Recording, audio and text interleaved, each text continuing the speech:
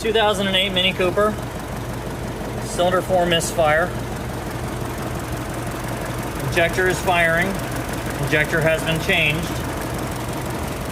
Spark plug and coil have both been changed and are firing.